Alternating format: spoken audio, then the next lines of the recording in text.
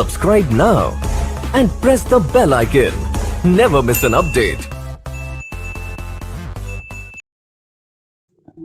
नमस्कार फ्रेंड्स, राष्ट्रीय blind YouTube channel में आप सभी का स्वागत है।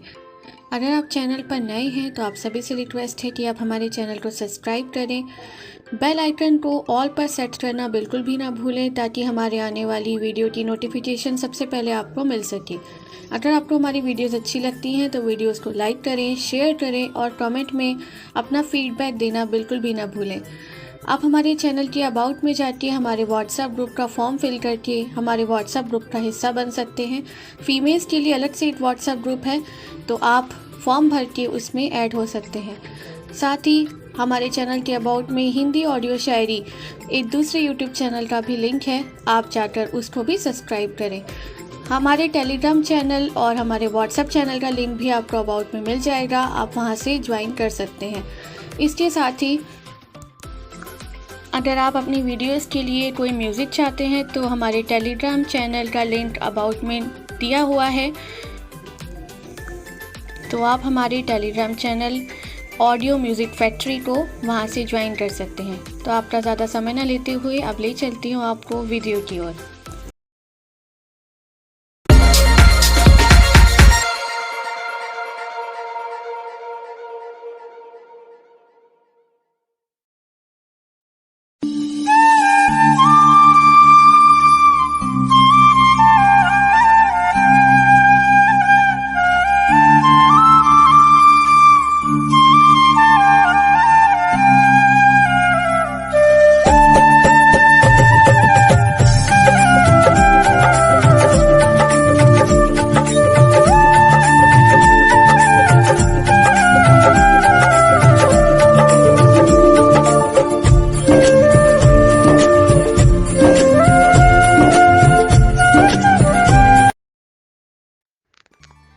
चलते चलते वे वन के अंधकार से निकलकर एक ऐसे स्थान पर पहुंचे जो भगवान भास्कर के दिव्य प्रकाश से आलोकित हो रहा था, और सामने नाना प्रकार के सुंदर वृक्ष, मनोरम उपत्यका एवं मनोमुग्धकारी दृश्य दिखाई दे रहे थे।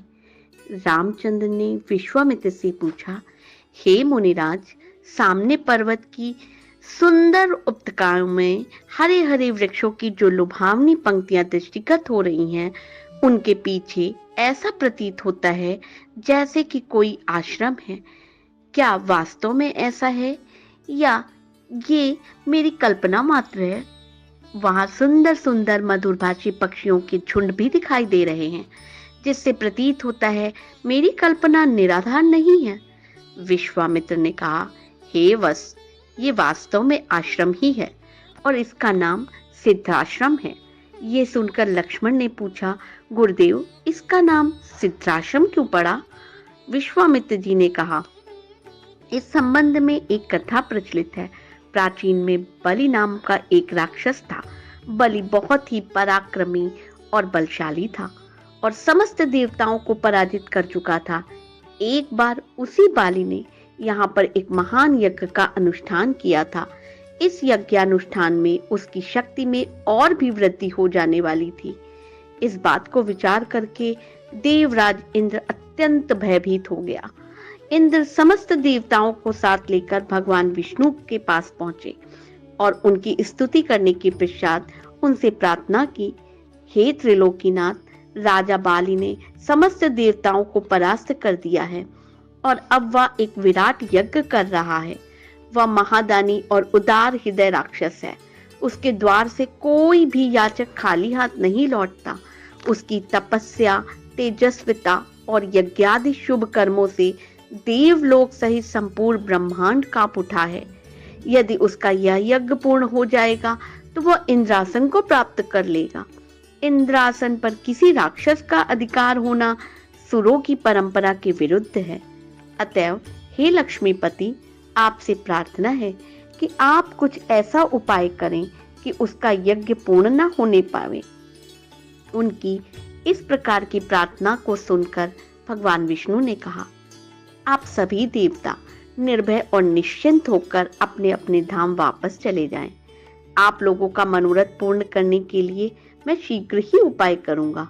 देवताओं के चले जाने के बाद भगवान विष्णु वामन का रूप धारण करके वहां पहुंचे जहां पर बाली यज्ञ कर रहा था। इस बौने परंतु परम तेजस्वी ब्राह्मण से राजा बाली अत्यंत प्रभावित हुए और बोले, विप्रवर, आपका स्वागत है, आज्ञा कीजिए, मैं आपकी क्या सेवा कर सकता हूँ।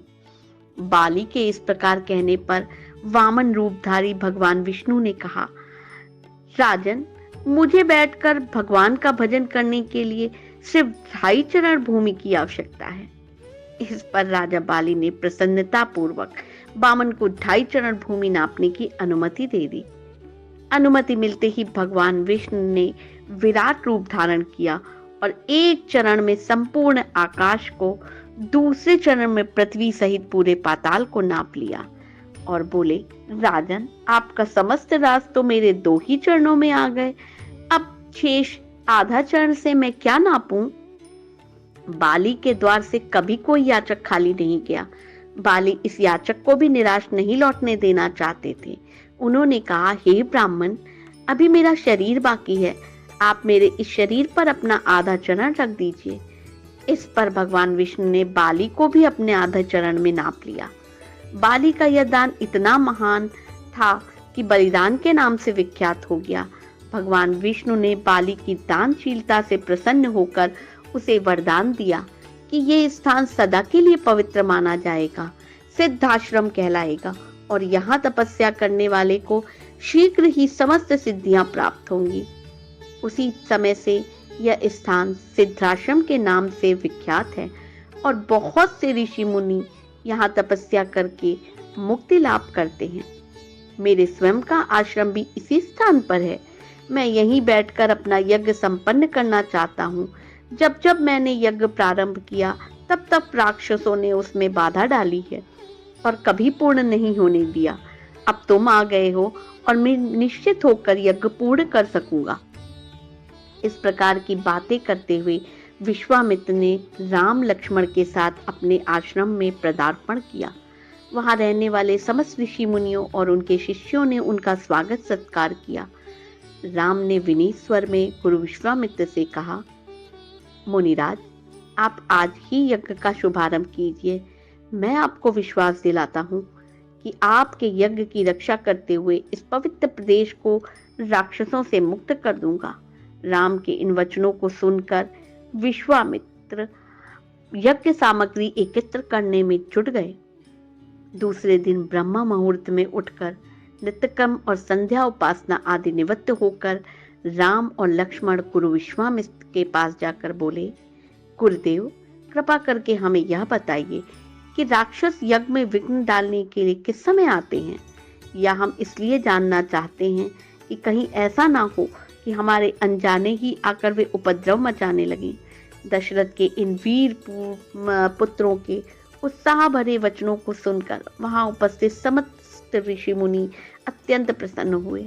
बोले, हे रघुकुल भूषण राजकुमारों, यज्ञ की रक्षा करने के लिए तुमको आज से 6 दिनों तक तथा रात्रियों तक पूर्ण रूप से सावधान मुद्रा में और सजग रहना होगा। इन 6 दिनों में विश्वामित्र जी मौन होकर यज्ञ करेंगे। इस समय वे भी तुम्हारे किसी प्रश्न का उत्तर नहीं दे सकेंगे क्योंकि वे यज्ञ की दीक्षा ले चुके हैं। सूचना पाकर राम और लक्ष्मण दोनों भाई अपने समस्त शस्त्रास्त्रों से सुसज्जित होकर यज्ञ की रक्षा में तत्पर हो गए। 5 दिन और 5 रात्रि तक वे निरंतर बिना किसी विश्राम के सतर्कता के साथ यज्ञ की रक्षा करते रहे, किंतु इस अवधि में किसी भी प्रकार की विघ्न बाधा नहीं आई। 6वें दिन राम ने लक्ष्मण से कहा, भाई सौमित्र, यज्ञ का आज अंतिम दिन है और उपद्रव करने के लिए राक्षसों के आने की पूर्ण संभावना है। आज हमें विशेष रूप से सावधान रहने की आवश्यकता है। तनिक भी असावधानी से मुनिराज का यज्ञ और हमारा परिश्रम निष्फल और निरर्थक हो सकता है। राम ने लक्ष्मण को अभी सचेत भी किया था कि यज्ञ सामग्री, चमच, समिधा आदि अपने आप भभक उठे। आकाश से ऐसी ध्वनि आने लगी जैसे मेघ गरज रहे हों, सैकड़ों बिजलियां तड़क रही हों। इसके पश्चात मारीच और सुबाहु की राक्षसी सेना रक्त, मांस, मज्जा, अस्थियों आदि की वर्षा करने लगी। रक्त गिरते देखकर राम ने उपद्रवकारियों पर एक खोजपूर्ण दृष्टि डाली। आकाश में मानवी सेना, राक्षसों की सेना को देखकर राम ने लक्ष्मण से कहा, लक्ष्मण, तुम धनुष पर सरसंहार करके सावधान हो जाओ। मैं मानव शास्त्र चलाकर इन महापापियों की सेना को अभिनाश कर दिए देता हूँ। यह कहकर राम ने असाधारण फुर्ती और कौशल का प्रदर्शन करते हुए उन पर मानव शास्त्र छोड़ा। मानव शास्त्र आंधी के वेग से जाकर मारीच की छाती में लगा और वह उसके वेग के कारण उड़कर 100 योजन अर्थात 400 कोस समुद्र में जा गिरा। इसके पश्चात राम ने आकाश में अग्नेयास्त्र भेजा, जिससे अग्नि की एक भयंकर ज्वाला प्रकट हुई और उसने सुबाहु को चारों ओर से आवृत कर लिया। इस अग्नि की ज्वाला ने क्षण भर में उस महापापी को जलाकर भस्म कर दिया। अब उसका जला हुआ शरीर पृथ्वी पर गिरा तो बड़े जोर का धमाका हुआ। उसके आघात से अनेक वृक्ष टूटकर भूमि पर गिर पड़े। मारीच और सुबाहु पर आक्रमण करके राम ने बचे खुचे राक्षसों का नाश करने के लिए वायुयाग नामक अस्त्र छोड़ा। उस अस्त्र के प्रहार से राक्षसों की विशाल सेना के वीर मर मर कर ओलों की भांति भूमि पर गिरने लगे। इस प्रकार थोड़े ही समय में संपूर्ण राक्षसी सेना का नाश हो गया। चारों ओर राम की जय जयकार होने लगी, पुष्पों की वर्षा होने लगी। निर्विघ्न यज्ञ समाप्त करके मुनि विश्वामित्र यज्ञ वेदी से उठे और राम को हृदय से लगाकर बोले, हे रघुकुल कमल, तुम्हारे भुजबल के प्रताप और युद्ध कौशल से आज मेरा यज्ञ सफल हुआ। उपद्रवी राक्षसों का विनाश करके तुमने जो कार्य किया है वो बहुत ही प्रशंसनीय है। मुनि विश्वामित्र ने पुनः कहा कि आपने उपद्रवी राक्षसों का विनाश करके वास्तव में आज सिद्धाश्रम को कृतार्थ कर दिया। तो इसी के साथ रामायण का चौथा अध्याय यानी कि रामायण का चौथा एपिसोड भी यहीं समाप्त होता है। हम उम्मीद करते हैं कि आपको ये एपिसोड भी अच्छा लगा होगा। अगर आपको ये एपिसोड अच्छा लगा है तो वीडियो को लाइक और सभी लोगों के साथ शेयर करना बिल्कुल ना भूलें। और हाँ, अगर आप चैनल पर पहली बार आए हो तो चैनल को भी सब्सक्राइब करें और बेल नोटिफिकेशन को ऑल पे सेट करें, जिससे कि हमारी हर वीडियो की नोटिफिकेशन आप तक सबसे पहले पहुंच सके। और गाइस, सबसे पहले तो मैं आप लोगों से माफ़ी चाहूँगा कि 3 संडे से हम लोग रामायण नहीं ला पा रहे थे, क्योंकि हमारे चैनल पर कुछ इशू आ गया था। हमारा चैनल साइन आउट हो गया था और पासवर्ड भूल जाने के कारण हमारा चैनल बहुत देरी से हमें रिकवर हो पाया है। तो माफ़ी चाहेंगे आप लोगों से कि हम लोग 3 संडे से एपिसोड नहीं ला पा रहे थे। तो अब हमने अपने चैनल को रिकवर कर लिया है, तो अब हर संडे आप लोगों को रामायण देखने को मिलेगी। और हमने चैनल कैसे रिकवर किया इसके ऊपर हम एक वीडियो या फिर एक स्टोरी के माध्यम से बताएंगे कि हमने चैनल को कैसे रिकवर किया, है ना। तो गाइस, बताना चाहता हूँ कि तीसरे एपिसोड में बहुत कम व्यूज़ आए हैं। तो आप लोग, अगर आप लोगों ने तीसरा एपिसोड नहीं देखा है और बाकी के 2 एपिसोड नहीं देखे हैं, तो आप लोग रामायण वाली प्लेलिस्ट में जा करके देख सकते हैं। उसका लिंक वीडियो के डिस्क्रिप्शन में मिल जाएगा। तो चलिए गाइस, मिलते हैं फिर अगले संडे ठीक सुबह 11 बजे रामायण के 5वें एपिसोड के साथ। तब तक के लिए आप लोग देखते रहिएगा राष्ट्रीय blind YouTube channel. Thank you.